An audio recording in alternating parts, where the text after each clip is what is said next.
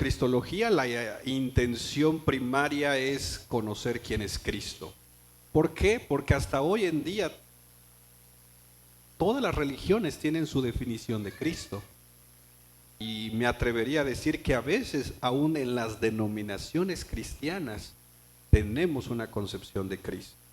Es más, no sé, si hoy hiciéramos el ejercicio como lo hemos dicho otras veces, que se nos diera una hoja en blanco y un lapicero y se te pidiera describir a Cristo, ¿tú crees que nuestras respuestas serían todas iguales? Yo creo que algunos rasgos por lo menos tendrían que ser iguales, ¿verdad?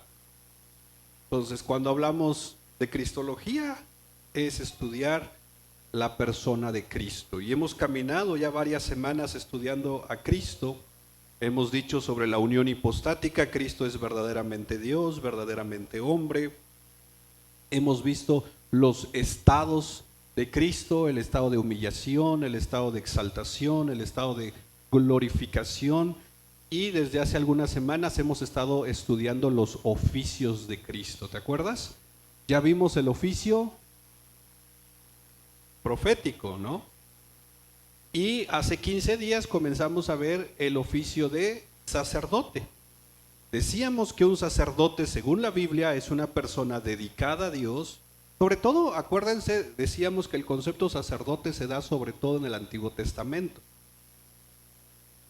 Una persona designada por Dios. Decíamos que la diferencia entre un profeta y un sacerdote era que el profeta representaba a Dios ante el pueblo y el sacerdote representaba al pueblo ante Dios. ¿Qué hacía un sacerdote? Según Hebreos, presentaba ofrendas y sacrificios por los pecados, oraba intercediendo por el pueblo y por él mismo, y era designado por Dios para funciones específicas. También veíamos cómo Cristo es el sacerdote profetizado a lo largo del Antiguo Testamento, y luego concluíamos en la obra sacerdotal de Cristo. Hoy, con la ayuda de Dios, quiero que veamos algo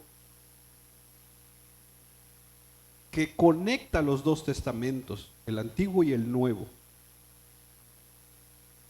y que entra dentro del oficio sacerdotal de Cristo.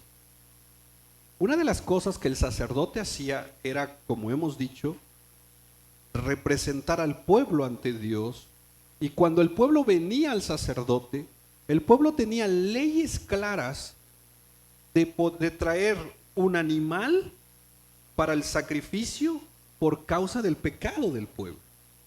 De hecho, Levítico, por ejemplo, es todo un libro que nos va dando las directrices de los sacrificios. Es más, llegaba al punto de que si tú no podías comprar un tipo de animal que se te demandaba, habían opciones de poder comprar algún otro tipo de animal. El punto era que tú no podías llegar con las manos vacías ante el sacerdote, porque eso daba por entendido que tú estabas diciendo: yo no necesito que nadie interceda por mí. Pero llevar un animal al sacerdote implicaba reconocer que habíamos pecado y que alguien necesitaba pagar el precio por ese pecado.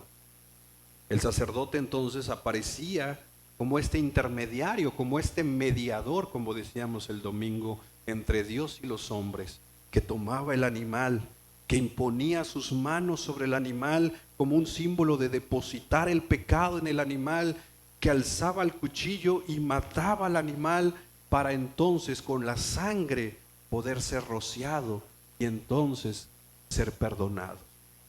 Lo irónico es que tú podías presentar un sacrificio hoy y mañana necesitabas otro. Y pasado mañana, ¿será que habrá un día en la semana que no pecamos? ¿O en cuál pecamos menos? El domingo. Porque vengo al culto. Peor todo. Todos los días fallamos. Entonces, quiero que veamos como Cristo no solo tipifica al sacerdote, sino que también tipifica al Cordero.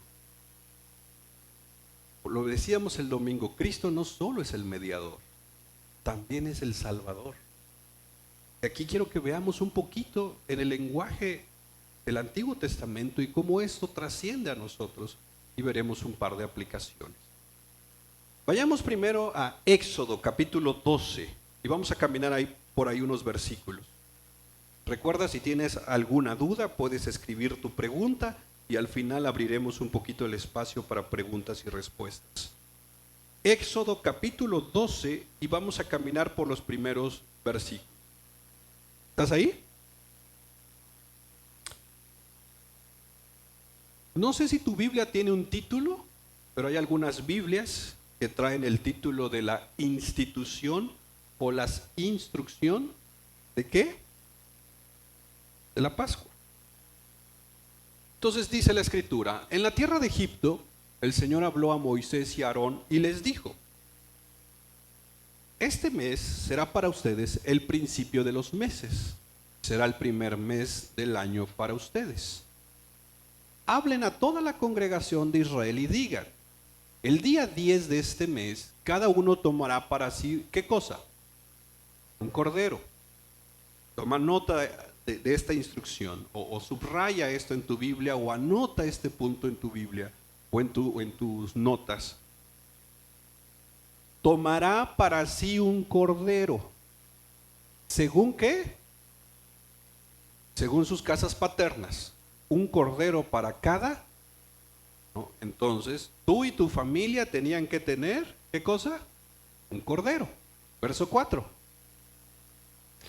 Pero si la casa es muy pequeña para un cordero, es decir, no pequeña de tamaño, sino pequeña en número de personas, ¿no? Porque al final se lo iban a comer, entonces dice, no es mucho. Entonces, él y quién, y el vecino más cercano a su casa, tomarán uno según el número de personas. Conforme a lo que cada persona coma, dividirán ustedes el cordero. Verso 5. El cordero, mira esto, ¿será qué cosa? Un macho sin defecto. ¿De qué tiempo? De 1 año.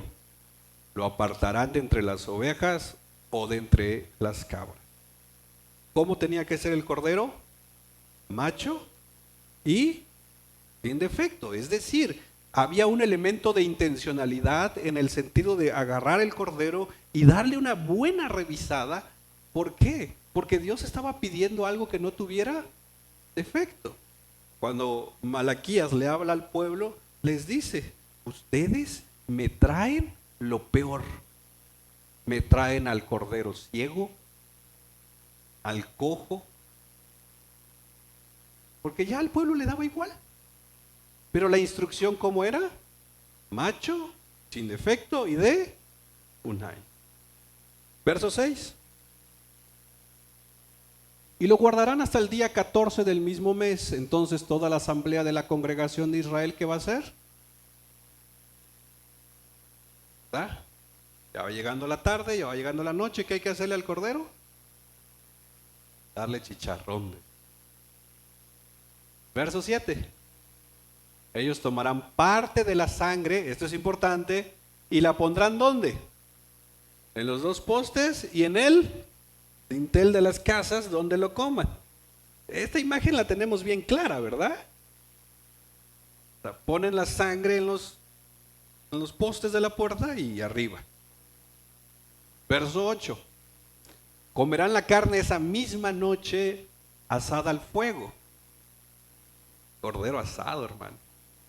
¿Lo han probado? Y viene ya la Pascua. Ya viene la Pascua, hermanos. Ahí me invitan ahí. ¿Y la comerán con qué?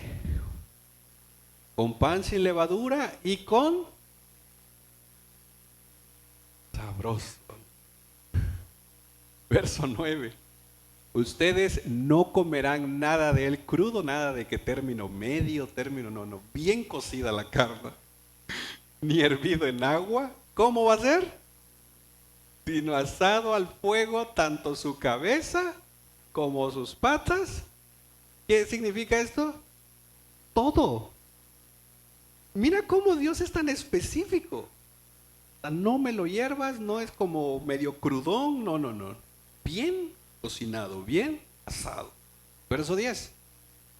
No dejarán nada de él para la mañana, sino que lo que quede de él por la mañana, ¿qué le van a hacer? Nada de que este va a ser para mi chucho, no, nada. Lo que sobra lo quemamos, que se chamusque, que se haga carbón. Verso 11. De esta manera lo comerán. Ahora mira, hasta tenía que haber un elemento de una vestimenta. Ceñido sus cinturas, las sandalias en sus pies, el cayado en su mano, ¿lo comerán qué? Y entonces esto tiene un nombre. Y esto se le denomina la Pascua del Señor. Entonces, en estos primeros 11 versos, por primera ocasión, Dios le está dando instrucciones a su pueblo de lo que tienen que hacer con respecto a una comida específica. No solo le dicen qué comer, sino le dicen cómo lo deben de comer, cómo deben de estar vestidos, y Dios les da un nombre para que esto se repita cada año. De hecho, el pueblo judío hasta la fecha lo sigue haciendo. ¿Y cómo se le llama a este evento en particular? La Pascua del Señor. Ahora, verso 12. Porque esa noche, ¿qué va a hacer Dios? Pasaré por la tierra de Egipto y heriré a todo primogénito en la tierra de Egipto, tanto de hombre como de animal. Ejecutaré ¿qué cosa? Contra todos los dioses de Egipto, yo el Señor. Verso 13. La sangre les será a ustedes ¿qué? En las casas donde estén. ¿Te acuerdas que se iba a poner la sangre? Cuando yo vea la sangre, dice, pasaré de largo y ninguna plaga vendrá sobre ustedes para destruirlos cuando yo hiera la tierra de Egipto. Verso 14. Y este día será memorable para ustedes y lo celebrarán como fiesta al Señor. Lo celebrarán por todas ¿qué? Como ordenanza perpetua. La palabra Pascua básicamente significa pasar por alto. Por eso cuando en el verso 7 les dice que pongan la sangre y Dios iba a pasar, y al ver la sangre en la puerta, ¿qué iba a hacer Dios, digamos? Pasar por alto, ¿no? La palabra Pascua es eso, pasar por alto. Veía la sangre, pasaba por alto y seguía en la siguiente casa. Como te decía, los judíos hasta la fecha siguen celebrando esta fiesta. Ellos le llaman la fiesta del Pesaj.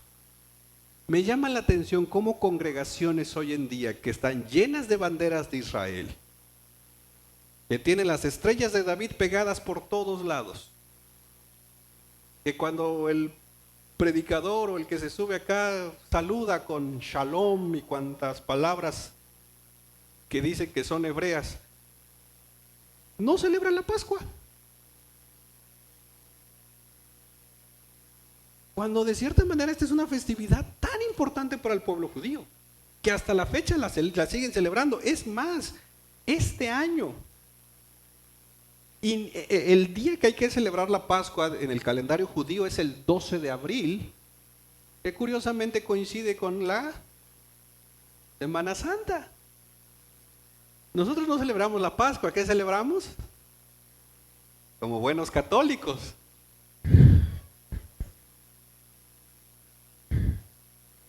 ¿Ah? ¿Miércoles de qué? De culto, hermanos. Dios, ya vi dónde están sus corazas. Ahora falta que digan domingo de...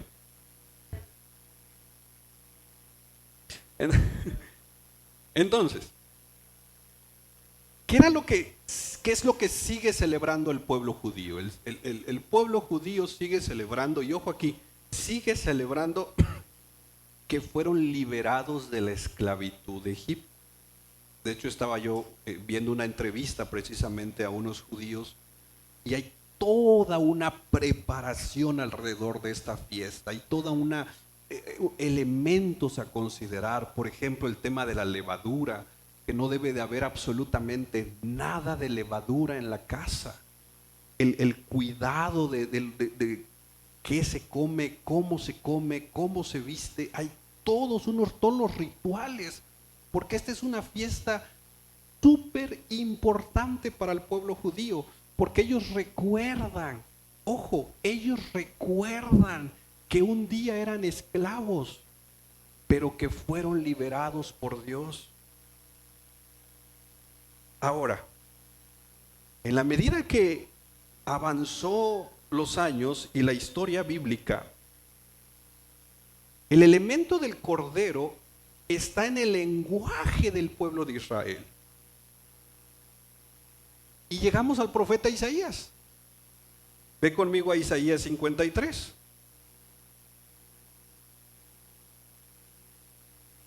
Mira lo que dice en su verso 1.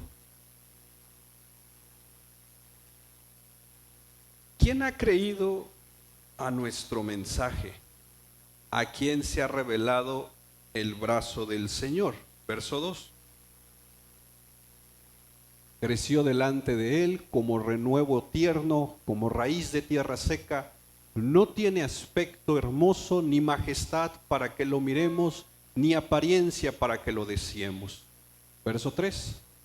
Fue despreciado y desechado de los hombres, varón de dolores y experimentado en aflicción, y como uno de quien los hombres esconden su rostro, fue despreciado y no lo estimamos. Verso 4, ciertamente, ¿qué hizo él? Llevó nuestras enfermedades, cargó con nuestros dolores, con todo, nosotros lo tuvimos por azotado, por herido de Dios y afligido. Verso 5, pero él, ¿qué le pasó? Fue herido por nuestras transgresiones, molido por nuestras iniquidades, el castigo por nuestra paz cayó sobre él, y por sus heridas hemos sido sanados. Verso 6. Todos nosotros nos descarriamos como ovejas, nos apartamos cada cual por su camino, pero el Señor hizo que cayera sobre él la iniquidad de todos nosotros. Verso 7. Fue oprimido y afligido, pero no abrió su boca. ¿Qué dice? Como cordero es llevado al matadero, y como oveja que ante sus trasquiladores permanece muda, él no abrió su boca. A ver, piensa un momento, si no tienes el Nuevo Testamento, ¿a quién se está refiriendo el profeta Isaías?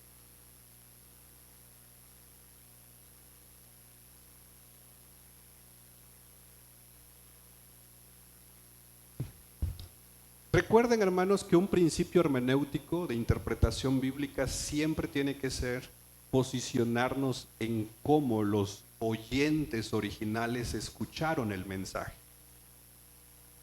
Imagínate ser un oyente del profeta Isaías y que estás escuchando esto. En tu lenguaje como judío entiendes la referencia de un cordero, porque te conecta, ¿a qué te conecta el cordero? A la fiesta de la Pascua. Es algo que por generaciones tú como judío lo han celebrado y lo siguen celebrando. Ahora, de repente, escuchas al profeta Isaías con esta profecía. Te habla, creo que 400 años antes de que Cristo apareciera. El oyente original, ¿qué crees tú que entendía de aquí? ¿Cómo entender esto sin el Nuevo Testamento? Porque con el Nuevo Testamento, hermano,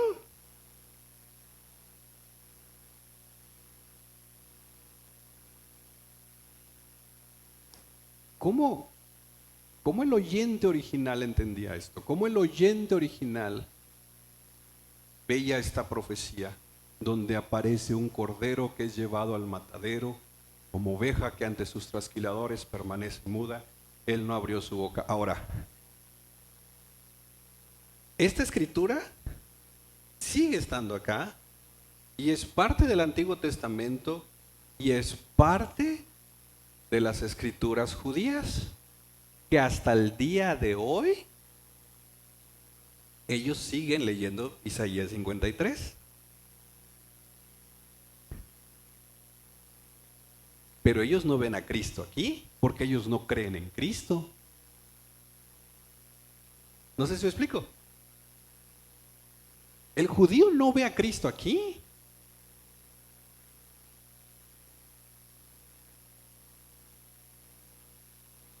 El judío tiene un par de interpretaciones de esta escritura. La primera es, dicen ellos, o algunos intérpretes judíos, dicen ellos que Isaías 53 se refiere al pueblo de Israel. Ni siquiera al Mesías. Porque al Mesías no lo ven como un siervo sufriente. Al Mesías lo ven como un rey. No tiene lógica que el rey venga a sufrir. Entonces, ellos se ven como pueblo en Isaías 53. Ellos se posicionan como quienes son oprimidos, como quienes son afligidos, como el siervo sufriente.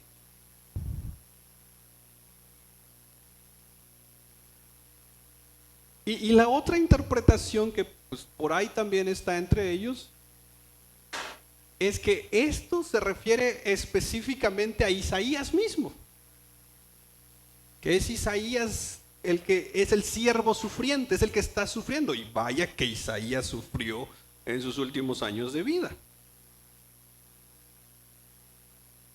Ahora,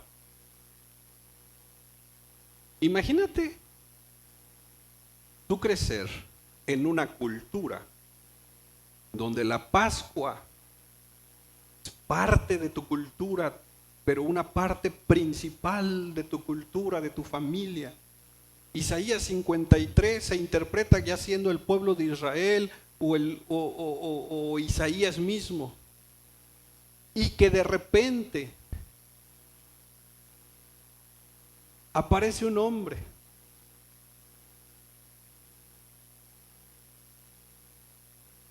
que después los mismos apóstoles le empiezan a dar un título.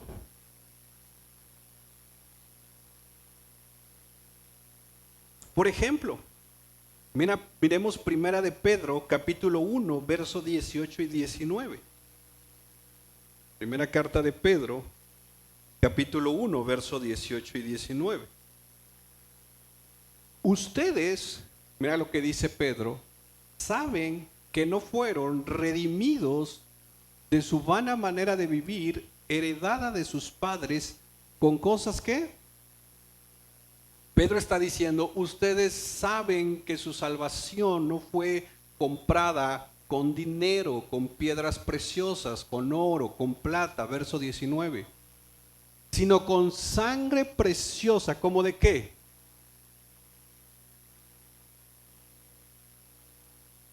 ¿Se acuerdan de las especificaciones de Éxodo? ¿Cómo tenía que ser el cordero? Sin defecto. Y Pedro está diciendo que fuimos comprados a precio con la sangre ¿de quién? Dice, con la sangre preciosa como de un cordero perfecto. ¿Y qué sangre es? La sangre de Cristo. Entonces Pedro está diciendo que Cristo es el Cordero. Para nosotros esto suena tan común. Pero quiero que entiendas el peso de esto al ellos escuchar que Pedro está diciendo que Jesucristo es el Cordero perfecto por el cual su sangre es la que nos limpia. ¿Qué hizo la sangre del Cordero allá en Éxodo? ¿Qué hizo? Nos libró al pueblo. Pasó por alto. Eso es la Pascua. Y entonces Pedro está agarrando lo del Éxodo y ahora lo está trayendo diciendo, nosotros hemos sido como esas puertas rociados con sangre, de tal manera que cuando Dios pasa y nos ve con la sangre de ¿quién? ¿Qué hace Dios? Según la Pascua, pasa de largo. Yo no me tengo que estar cubriendo a cada rato de la sangre de Cristo. Voy a pasar por una calle peligrosa. Me cubro con la sangre de Cristo. No puedo dormir en la madrugada. Me cubro con la sangre de Cristo. Como que si fuera un amuleto. Como que si fuera un juego. ¿Cuántas veces pusieron la sangre del cordero en las puertas? Una vez. ¿Cómo por qué me tengo que estar cubriendo con la sangre de Cristo a cada rato? ¿Sabes qué significaría? Que una vez no es suficiente. Entonces yo mismo entro en contradicción diciendo que la sangre de Cristo tiene poder, pero para mañana ya no tiene. Porque ocupo nuevamente cubrirme. Ahora, el lenguaje de la sangre de Cristo no es un lenguaje meramente que lo agarramos por ahí, no, Pedro lo está poniendo acá, pero tenemos que entender el lenguaje bíblico, que cuando se habla de la sangre de Cristo está hablando con un simbolismo que representa al cordero, que esa imagen del cordero viene ¿desde dónde? Desde Éxodo. Ahora, veamos a Pablo. Primera de Corintios, capítulo 5, versos 7 y 8. Este es Pablo. Y quiero que entiendan esto cuando menciono que es Pablo. Pablo, como él mismo dijo en su momento, fariseo. Entonces su palabra de este hombre tiene un peso porque el hombre fue enseñado en las escrituras. A este hombre no le íbamos a venir aquí como a chamaquear. No. Para que este hombre escribiera esto, porque básicamente Dios había hecho una obra en este hombre y le dio un entendimiento para entender el Antiguo Testamento. Mira lo que dice: limpien, ¿qué cosa? Para que sean masa nueva, así como lo son en realidad, sin levadura. Porque aunque, ahora mira el lenguaje de Pablo. ¿Cristo qué? Nuestra Pascua. ¿De dónde está agarrando Pablo esta palabra? De Éxodo. Éxodo, que capítulo 12, donde se instauró la fiesta de la Pascua. Entonces, Pablo está diciendo, Cristo es nuestra Pascua, porque ha sido ¿qué? Sacrificado. Verso 8. Por tanto, celebremos la fiesta no con la levadura vieja, ni con la levadura de malicia y maldad, sino que ¿con qué? Con panes sin levadura, de sinceridad y de verdad. El lenguaje aquí es nuevamente con todos los elementos de la fiesta de la Pascua, que ahora Pablo le está dando un simbolismo espiritual, pero el punto de conexión, lo que Pablo está diciendo es: Cristo es nuestra Pascua. Y esto es tan increíble, y debería entonces a nosotros ayudarnos a ver la conexión del Antiguo y el Nuevo Testamento, de cómo Cristo conecta los dos testamentos, y que en últimas instancias es Cristo recorriendo toda la Escritura. Pablo está diciendo: volteen a ver a Éxodo 12, volteen a ver la historia de Éxodo 12. Éxodo 12 tiene un elemento profético que nos apunta a una persona, y esa persona es Cristo. Y este mensaje de Cristo es nuestra Pascua literalmente era un golpe al pueblo judío. hasta la fecha es por eso que no lo aceptan. ¿Cómo es posible que Cristo sea la Pascua cuando literalmente en la institución de la fiesta se habla de un cordero? Ahora vayamos a una última escritura. Juan capítulo 1, verso 29. Este es Juan el Bautista. Conoces la historia. Juan el Bautista ha estado bautizando. De repente aparece Jesús. Y quiero que imagines por un momento la escena. Juan el Bautista está bautizando a personas. Hay fariseos que han estado ahí observando, hay judíos que han estado viniendo, otros han estado solamente ahí a la orilla. Es más, en algún momento le preguntan a Juan el Bautista si eres tú el Cristo, y él dice, no, yo no soy. Pero de repente aparece Jesús. Y mira lo que dice este texto. Juan vio a Jesús que venía hacia él y le dijo, ahí está. ¿Quién? Para nosotros, esta declaración la leemos como cualquier otra declaración. Pero para el oyente del momento, Juan el Bautista está literalmente poniendo sobre Jesús el elemento pascual de la Pascua, que literalmente le está diciendo a todos, oigan, todo el Antiguo Testamento apunta a este hombre. Todo lo que han escuchado de los profetas, desde Moisés a los profetas, es él. Y Cristo se presenta entonces como el Cordero de Dios. Pero aquí está el asunto. Mira este doble papel de Cristo aquí. Porque si Él es el Cordero que tiene que ser sacrificado para que por su sangre nosotros seamos limpiados, ¿qué nos hace falta? Nuevamente, si Jesucristo es el Cordero que tiene que ser sacrificado para que con su sangre nosotros seamos perdonados, ¿qué nos hace falta? Algo nos hace falta.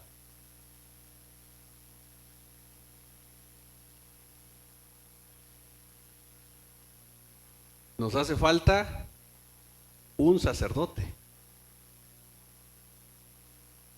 Porque ¿quién presentaba los sacrificios? El sacerdote. ¿Y quién es el sacerdote aquí? Cristo. Es decir, Cristo se presenta como el sacerdote profetizado del Antiguo Testamento, no para ofrecer otros sacrificios, sino para ofrecerse a sí mismo. ¿Te acuerdas del ejemplo del abogado del domingo? Cristo juega este doble papel de sacerdote y cordero. Ahora, ¿por qué esto es importante? Porque no había ni ha habido ningún sacerdote que cumpliera toda la ley, como para entonces, por así decirlo, presentar a Cristo en el sacrificio. Y si no solamente lo vemos a Cristo como sacerdote, la pregunta es, ¿a quién iba a sacrificar? Entonces Cristo, al ver la incapacidad humana de no tener un sacerdote digno de representarlo ante Dios o representarnos ante Dios, y también al ver que no hay ni un cordero perfecto sin mancha, Cristo literalmente toma este doble papel de ser el sacerdote perfecto y ser el cordero perfecto. No sé tú, pero esto tiene que que movernos a nosotros a amarlo más. Por eso Pedro dice, entiendan, ustedes no fueron comprados a precio de oro o plata. Tu salvación no tuvo un precio que se pudo haber contabilizado por ahí. Mis hermanos, mis hermanas, lo digo con temor y temblor, a nosotros no nos costó nada nuestra salvación, pero tuvo un precio tan alto que costó la misma vida del sacerdote. Y cuán fácil nosotros desvalorizamos esa salvación que se nos regaló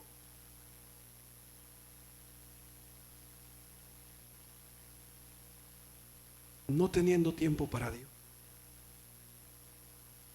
no queriendo servirle, poniendo un montón de peros para congregarnos, para compartir el evangelio.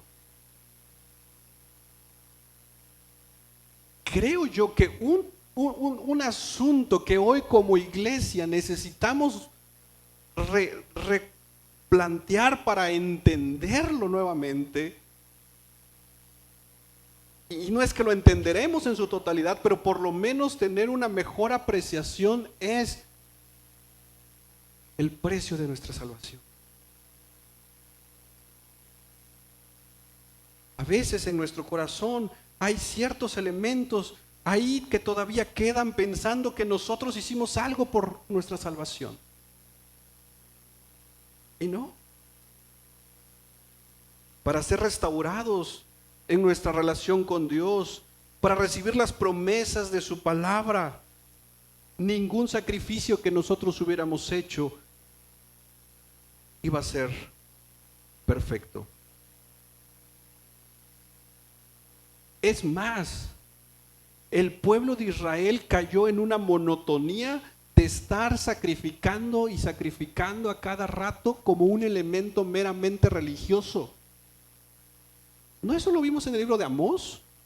Un pueblo religioso que venía los domingos y entregaba un sacrificio y se iba a hacer malos negocios.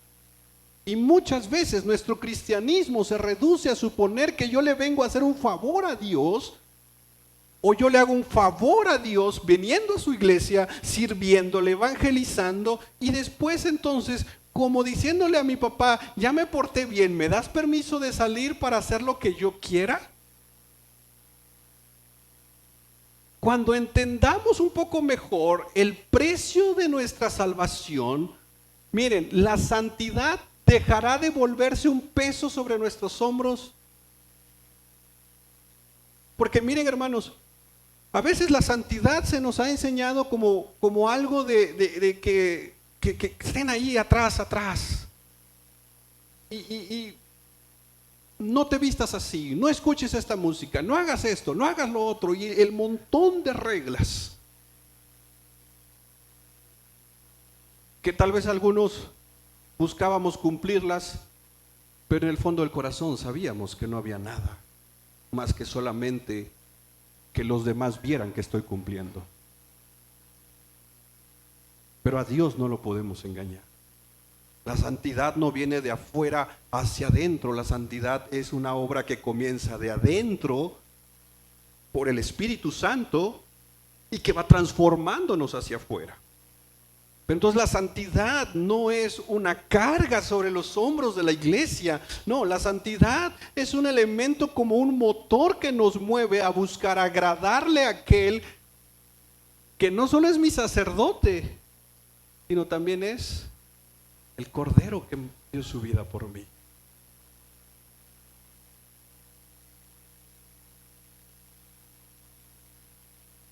La Pascua apuntaba a un sacrificio perfecto, el Cordero Pascual perfecto, Cristo Jesús.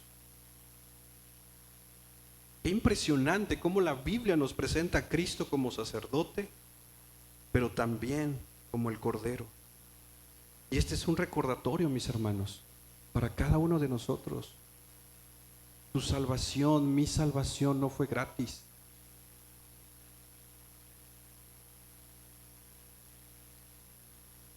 La sangre ya no fue derramada en el dintel o en los postes de una puerta. La sangre fue derramada sobre nosotros. Y en aquel día, cuando el juicio de Dios venga, y vendrá frente a cada uno de nosotros, y no tenemos la sangre del Cordero, ese juicio caerá sobre nosotros. Pero si nosotros estamos revestidos de la sangre de Cristo, ¿qué hará el juicio? Pasará por alto. Entonces, valoremos esta salvación que tenemos. Examinemos nuestro caminar. Examinemos nuestro corazón. Y que Dios nos ayude a volvernos a enamorar de Él. ¿Te parece si oramos? Padre, en el nombre de Jesús, gracias por ser nuestro sacerdote. Gracias por ser el Cordero. Definitivamente, Señor, si tú no hubieras presentado a ti mismo como sacrificio, nosotros no teníamos absolutamente nada que presentar por nosotros mismos. Padre, si estamos aquí, si somos cristianos, es gracias a ti. Es solamente por tu gracia y tu misericordia. Si tú vinieras hoy por tu iglesia, nuestra confianza de irnos contigo no descansa en nosotros, descansa en que estamos sellados con la sangre del Cordero. Pero Señor, si tú tardas 1000 años para venir, o 100 años, o los años que tú tardes para venir, ayúdanos a vivir para ti. Ayúdanos a entender que nuestra identidad está en ti, Señor, que hay un precio pagado por nosotros y que estamos en tus manos y que nada ni nadie podrá alejarnos de ti, Señor.